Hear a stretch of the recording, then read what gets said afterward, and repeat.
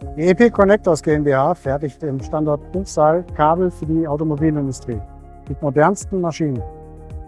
Die Aderisolationsanlagen laufen mit 1000 Meter pro Minute. Die Verseilungen werden mit bis zu 15 Adern gefertigt. Die Mantelanlage ist im Tandembetrieb mit bis zu 30 Meter pro Minute. Wir fertigen 5000 Kilometer im Jahr. Aufgrund der hohen Herausforderungen, gerade für die Automobilindustrie, sind natürlich die Bedruckungen, gerade was Umweltbedingungen und Abriebfestigkeiten angeht, enorm wichtig.